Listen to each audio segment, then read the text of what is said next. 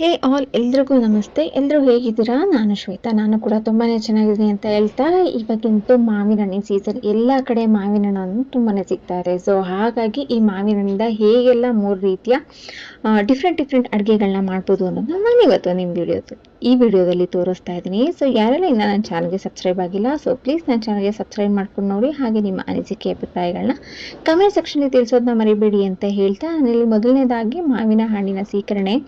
So ತುಂಬಾ ಟೇಸ್ಟಿಯಾಗಿರುತ್ತೆ, ಹಾಗೆ ಸೀಸನ್ ಸ್ಪೆಷಲ್ ಅಂತಲೂ ಹೇಳ್ಬೋದು. ತುಂಬಾ ಕಡಿಮೆ ಇಂಗ್ರೀಡಿಯೆಂಟ್ ಬೇಕಾಗಿರುತ್ತೆ. ಸೊ ಇದೆಲ್ಲ ವಿಡಿಯೋಗಳನ್ನ ನೀವು ನೋಡಬೇಕಂತಂದರೆ ಕೊನೆಯವರೆಗೂ ನನ್ನ ವಿಡಿಯೋನ ನೋಡಿ ಸಪೋರ್ಟ್ ಮಾಡಿ. ಸೊ 3 ರೀತಿಯ ಬಗೆಯ ಮಾವಿನ ಹಣ್ಣಿಂದ ಮಾಡುವಂಥ ತಿನಿಸುಗಳನ್ನ ನಾನಿವತ್ತು ತೋರಿಸ್ತಾ ಇದ್ದೀನಿ. ಹೋಪ್ ನೀವು ಮ್ಯಾಂಗೋ ಲವರ್ಸ್ ಆಗಿದ್ರೆ ಸೊ ನಿಮ್ಗೆಲ್ಲರೂ ಕೂಡ ಇಷ್ಟ ಆಗುತ್ತೆ ಅಂತ ಭಾವಿಸ್ತಾ ಇದ್ದೀನಿ ಅಂತ ಹೇಳ್ತಾ, ಇಲ್ಲಿ ಚೆನ್ನಾಗಿ ಕಲ್ತಿರುವಂತಹ ಮಾವಿನ ಹಣ್ಣನ್ನ ತೊಗೊಂಡು ನಾನು ಈ ರೀತಿ ಪಲ್ಪ್ನ ನಾನು ತೊಗೊತಾ ಇದ್ದೀನಿ. ಸೊ ಇವಾಗ ಹಣ್ಣಾಗಿರುವ ಮಾವಿನ ಹಣ್ಣಿಂದ ಈ ರೀತಿ ಪಲ್ಪ್ನ ಸ್ಕ್ವೀಸ್ ಮಾಡಿಕೊಂಡು ಅದಕ್ಕೆ ಸ್ವಲ್ಪ ಹಾಲು ಮತ್ತು ಸಕ್ಕರೆನ ಹಾಕಿ ಚೆನ್ನಾಗಿ ಗ್ರೈಂಡ್ ಮಾಡಿಕೊಂಡ್ರೆ ಸಾಕಾಗುತ್ತೆ.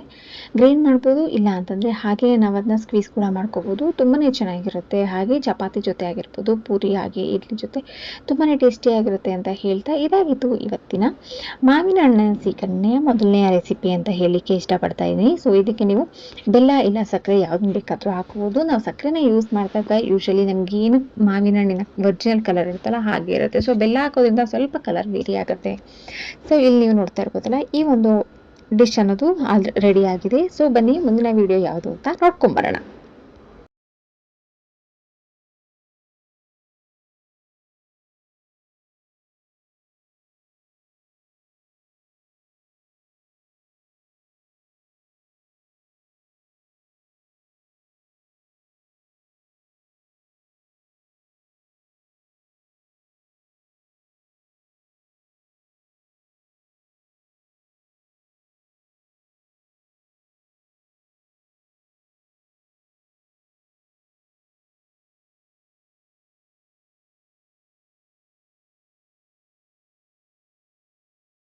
ಸೊ ಮಾವಿನ ಹಣ್ಣಿಂದ ಮಾಡಿರುವಂತಹ ಒಂದು ಐಸ್ ಕ್ರೀಮ್ ಯಾರಿಗೆ ತಾನೇ ಇಷ್ಟ ಆಗಲ್ಲ. ಇದಕ್ಕೆ ಯಾವುದೇ ರೀತಿಯ ಮೋಲ್ಡ್ ಆಗಿರ್ಬೋದು, ಇಲ್ಲ ನಮ್ಗೆ ಯಾವುದೇ ರೀತಿಯ ಬೇಸ್ ಇಲ್ಲ ಅಂತ ಹೇಳುವಂಥ ಅವಶ್ಯಕತೆ ಇಲ್ಲ.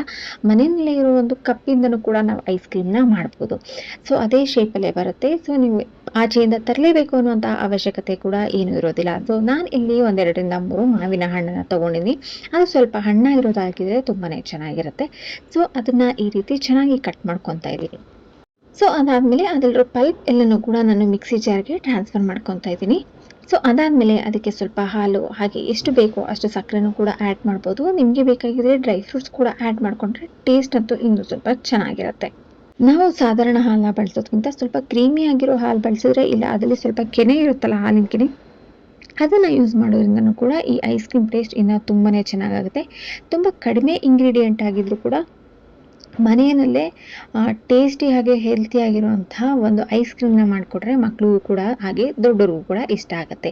ಸೊ ನೀವಿಲ್ಲಿ ನೋಡ್ತಾ ಇರ್ಬೋದು, 1 ಕಪ್ ಹಾಲು, ಹಾಗೆ ನಮಗೆ ಎಷ್ಟು ರುಚಿಗೆ ಬೇಕಾಗಿದೆ ಅಷ್ಟು ಸಕ್ಕರೆನ ತೊಗೊಂಡು ಈ ರೀತಿಯ ಗ್ಲಾಸ್ಗೆ ನಾನು ಅದನ್ನ ಟ್ರಾನ್ಸ್ಫರ್ ಮಾಡ್ಕೊತಾ ಇದ್ದೀನಿ. ಮನೆಯಲ್ಲೇ ಇದ್ದಂಥ ಐಸ್ ಕ್ರೀಮ್ ಸ್ಟಿಕ್ನ ಯೂಸ್ ಮಾಡಿ ಅದ್ರ ಸಪೋರ್ಟಿಗೆ ಒಂದು ಕವರ್ನ ಹಾಕಿ ಅದನ್ನ ನಿಂತ್ಕೊಳ್ಳೋ ಥರ ಮಾಡಿ ಅದಕ್ಕೆ ಫ್ರೀಸರಲ್ಲಿ ಇಟ್ಟು 1 ನೈಟ್ ಫುಲ್ಲು ಫ್ರೀಸ್ ಮಾಡಿದ್ರೆ ಆಯಿತು.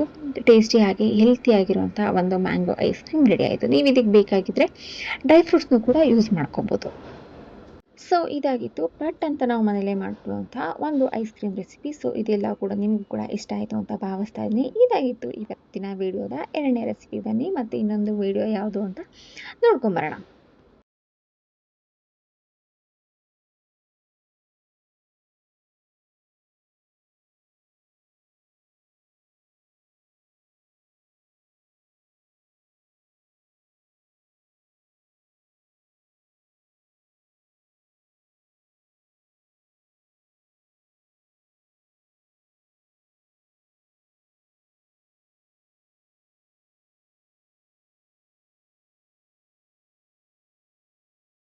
ಸೊ ಈ 3ನೇ ರೆಸಿಪಿ ಯಾವುದಪ್ಪ ಅಂತಂದರೆ, ಎಲ್ಲ ಕಡೆ ತುಂಬಾ ವೈರಲ್ ಆಗಿರುವಂತಹ ಮ್ಯಾಂಗೋ ಪುಡ್ಡಿಂಗ್. ಸೊ ಮ್ಯಾಂಗೋಯಿಂದ ಮಾತ್ರನೇ ಅಲ್ಲ, ಬೇರೆ ಬೇರೆ ಫ್ರೂಟ್ಸಿಂದಲೂ ಕೂಡ ಪುಡ್ಡಿಂಗ್ನ ಮಾಡ್ಬೋದು. ತುಂಬಾ ಟೇಸ್ಟಿ ಹಾಗೆ ಸಖತ್ತಾಗಿರುತ್ತೆ. ಸೊ ಇದಕ್ಕೂ ಕೂಡ ತುಂಬ ಅತಿ ಕಡಿಮೆ ಸಾಮಗ್ರಿಗಳು ಬೇಕಾಗಿರೋದ್ರಿಂದ ಯಾವುದೇ ರೀತಿಯ ತುಂಬ ಎಕ್ಸ್ಪೆನ್ಸಸ್ ಇಲ್ಲದೇ ರಿಚ್ ಆಗಿರುವಂಥ ಒಂದು ಡೆಸರ್ಟ್ನ ನಾವು ಟ್ರೈ ಮಾಡ್ಬೋದು, ಅದು ಮನೆಯಲ್ಲೇ.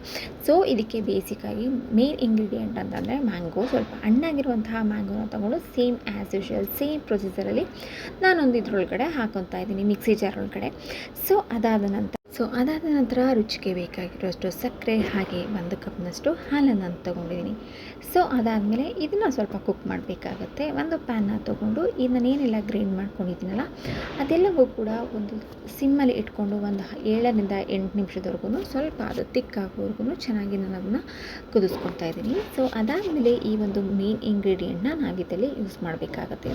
ಅದೇನಪ್ಪ ಅಂತಂದರೆ ಕಾರ್ನ್ಫ್ಲೋರ್. ಈ ಕಾರ್ನ್ಫ್ಲೋರ್ ಹಾಕೋದ್ರಿಂದ ನಮಗೆ ಪುಡಿಂಗ್ ಅನ್ನೋವಂಥದ್ದು ಚೆನ್ನಾಗಿ ತಿಕ್ನೆಸ್ನ ಕೊಡುತ್ತೆ. ನಾನು ಕೂಡ ಇದನ್ನು ಹಾಲಿನಲ್ಲೇ ಮಿಕ್ಸ್ ಮಾಡ್ಕೊತಾ ಇದ್ದೀನಿ.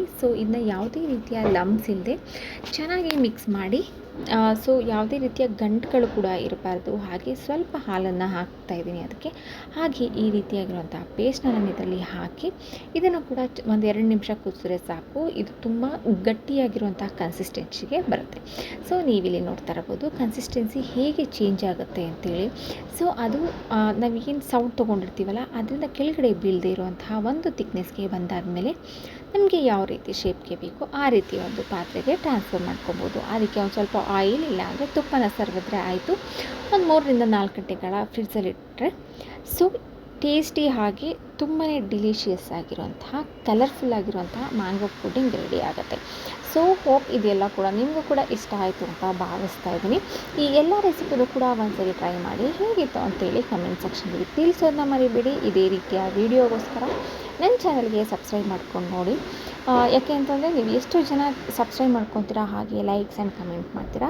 ಮುಂದಿನ ದಿನಗಳಲ್ಲಿ ಇನ್ನು ಹೆಚ್ಚೆಚ್ಚು ವೀಡಿಯೋನ ಅಪ್ಲೋಡ್ ಮಾಡಲಿಕ್ಕೆ ಈಸಿ ಆಗುತ್ತೆ ಅಂತ ಹೇಳ್ತಾ ಇವತ್ತಿಗೆ ಈ ವಿಡಿಯೋನ ಮುಗಿಸ್ತಾ ಇದ್ದೀನಿ. ಮತ್ತೆ ಮುಂದಿನ ವೀಡಿಯೋದಲ್ಲಿ ಇನ್ನೊಂದು ರೆಸಿಪಿ ಜೊತೆ ಮತ್ತೊಂದು ವ್ಲಾಗ್ ಜೊತೆ ಸಿಗ್ತೀನಿ ಅಂತ ಹೇಳ್ತಾ ಯಾರೆಲ್ಲ ನನ್ನ ಚಾನೆಲ್ನ ನೋಡ್ತಾ ಇದ್ದೀರಾ ರೆಗ್ಯುಲರಾಗಿ ಅವರೆಲ್ಲರೂ ಕೂಡ ಥ್ಯಾಂಕ್ ಯು ಸೊ ಮಚ್. ಹೀಗೆ ನೋಡ್ತಾ ಇರಿ. Thank you all.